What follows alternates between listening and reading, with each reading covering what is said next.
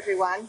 I'd like to welcome Carlos here, who is a master gardener, and he's going to be showing us how to make compost the right way. I'm Rowena McDermott, and we are standing at the gardens of the Environmental Institute of Houston on the grounds of the UHCL campus. That's University of Houston, Clear Lake. All right, so I am going to turn you over now to Carlos, and he will explain everything. Thank you so much, and thank you for the invitation to put together this video on how to build a compost pile. This is very practical. This is very easy. You don't need to know much about composting. You don't need to know much about carbon, nitrogen. You don't need to know much about microbes or anything like that. This is very practical. We're just going to build a pile. I'm sure you all have yards, or you have access to your neighbors' leaves and the grass and all these simple materials that you can mix together and make compost. The most important amendment that you can use for your yard. I always like to say that making compost is like cooking, and you might have received some recipes from your grandparents, make cookies and things like that. And composting is just like that. And I'm going to give you 2 recipes while we build this pile. So the first thing we're going to do is use a container. In our urban environment, it's probably better to have a container. Sometimes you don't need a container. You just throw all these materials and eventually they'll turn into compost. That's how it happens in nature. But in the backyard, you probably need a container. This is my favorite container. 3 feet tall, 11 feet long, makes a cubic yard inside, and that's my ideal size for it. First thing I want to do, and I'm always collecting little branches, because I want to make sure that I have good drainage. So that's the first thing I'm going to add to this pile. At the bottom, all these little branches that will help ensuring good drainage at the bottom. Remember this plastic here, and it's just out of convenience because I'm going to wrap it up when I take it home. So there's not going to be that at the bottom of the pile. The pile is going to be in contact with the dirt, and then that will be your first layer. Just small branches. They're not going to break down completely. No, it takes longer for branches to break down, much longer than the leaves and the grass and the kitchen scraps. But at the end, we're going to screen it. So once that's there, I always like to put a little bit of this thin layer of leaves. And now we're ready to start adding. First thing we're going to add is grass that I cut from my yard yesterday.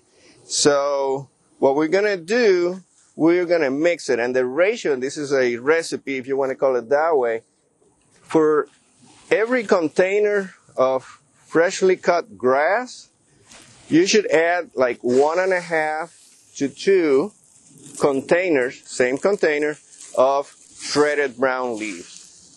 So let's put a little bit more brown leaves in there.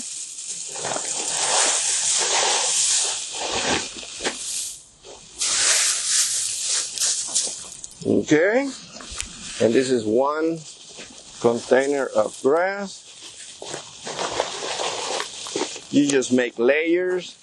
2, ooh, this is warm, nice and warm, 2-3 inches.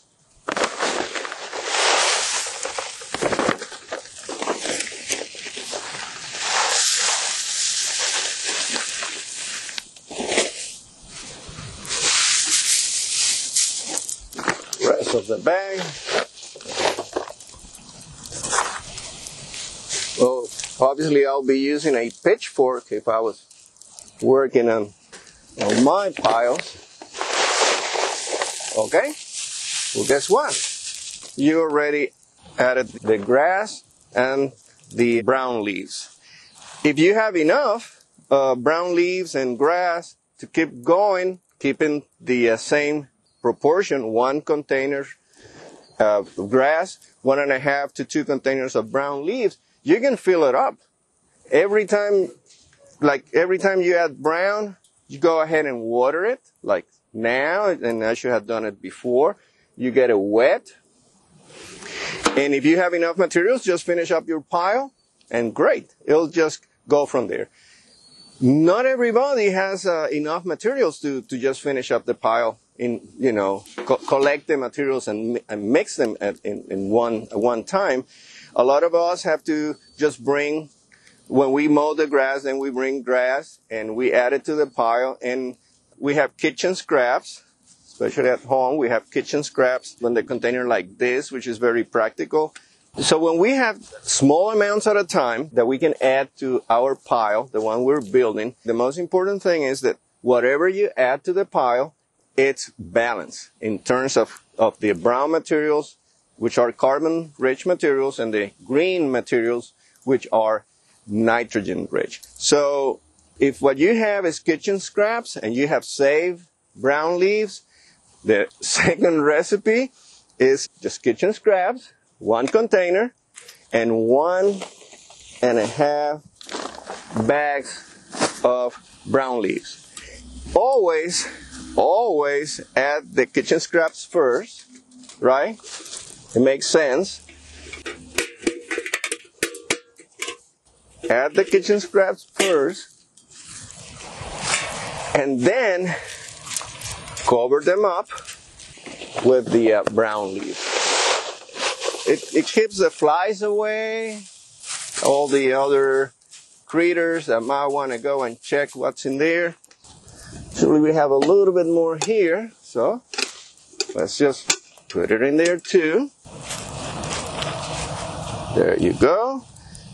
And we're going to cover it up.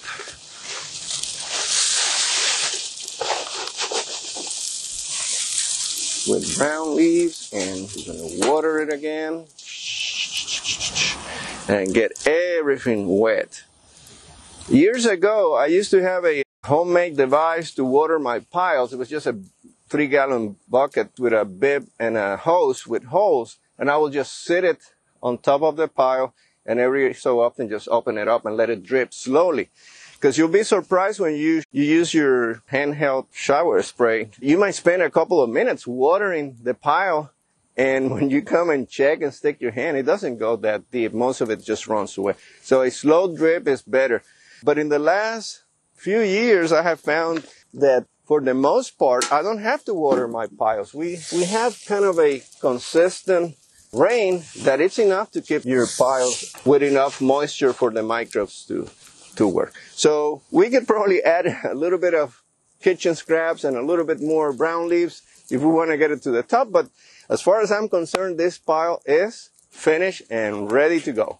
Thank you so much. I just wanted to clarify something. Do you have to use shopping bag size or containers? It's what you have, whatever containers you have. It's a matter of proportion. In the case of the grass, remember 1 paper bag of grass and 2 paper bags full of brown leaves. Well, if what you have are containers like this one, then it's 1 of grass, 1.5 to 2 of the same container. So whatever volume, 1 part, 1 container, 1.5 to 2 on the brown leaves to keep the ratio, the proportion. And the reason why we do that is because the microbes that are going to be doing the job of breaking down all these materials in the pile, they love that ratio. Through research, scientists have found that at that ratio, when you give them that, they're very happy and they work faster in breaking down the pile. One thing that it's good advice is collect brown leaves. Become a collector. And if you can steal them from your neighbor, do it. Especially when they're dry, you can shred them or just leave them, shred them later. As long as they're dry, put them in a bag and save them. Because one of the problems that we're going to have here in the Houston area very, very soon is that everything is going to be green. You're not going to find brown leaves to provide the carbon. What happens sometimes, and thank you for your question, because I always want to mention that when you run out of brown leaves, even when you save them, you might run out of brown leaves. There are other sources of carbon. I'm just using brown leaves just because it's very common. But for example, shredded paper can be a good source of carbon. Actually, it has more carbon per unit than brown leaves. The difference is that it doesn't break down as quickly. It won't participate in this bacterial activity releasing carbon as fast as brown leaves. So save some shredded paper too.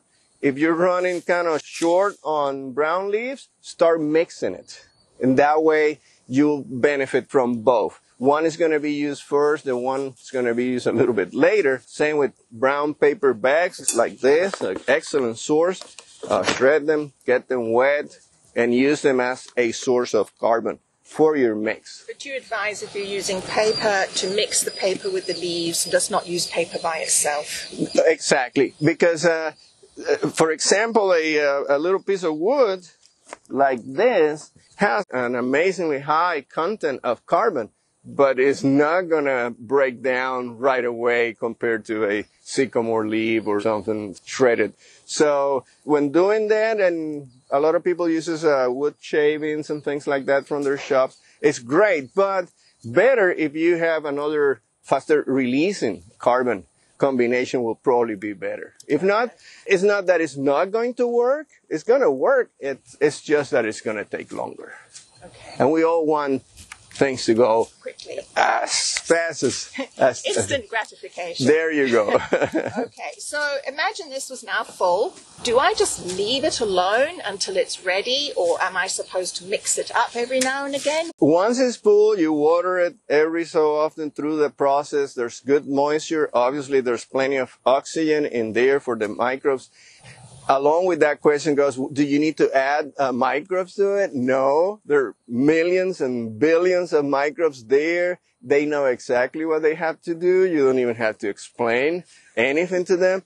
Just get it wet, get it ready, and different ways of doing it. Most people just leave it a couple of weeks, maybe 2-3 weeks, and then they start turning it because they assume that the pile must be running out of oxygen and they want to check for moisture. Another good way, which I rather do, is to monitor the temperature in the pile. As the microbes break down these materials, energy is going to be released and we can measure that. Not only it's good to know what's going on inside that pile, it's also a way to know if you did a good job or not in mixing the materials.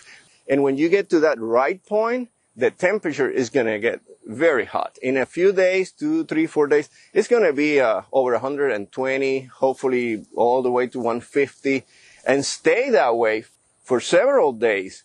And the other way then will be when it starts going below 120, 110, obviously the pile is telling you, I need something, and that might be a good time to turn it, check it for moisture. If you just want it wet, not dripping, but wet, if needed, add more water. And keep doing that every 2-3 weeks until the pile is going to start going down. The size of the materials are going to get smaller and smaller. It might take a couple of months, maybe 3 months, 4 months is beautiful time for a pile to be finished. It's going to go maybe to 2/3, maybe half, depending how long you wait. And when you can't tell what the original materials were, and they look something like this, your compost is finished. In this case, actually, all this was the final product, and what I did, I screen it. I love to screen my compost. I think it's way easier to work with material that has been screened like this. And these other materials, mainly pieces of wood, harder leaves like magnolia leaves and even the oak leaves, are really tough, and they might take or need more time to break down. So I screen it, and this is going to be mulch. Actually, it was on top of my tomato plants this morning, acting as a cover, as a barrier, as a protective layer on top of the soil. My beds have been enriched with compost, and every time I pull a crop and I'm getting ready for the next one, I add more compost and more fertilizer and mix it in. So from the final product, when the pile is finished, you can get a little bit of mulch and your compost. Well, thank you so much. I hope everybody got a good idea on how to put together your pile.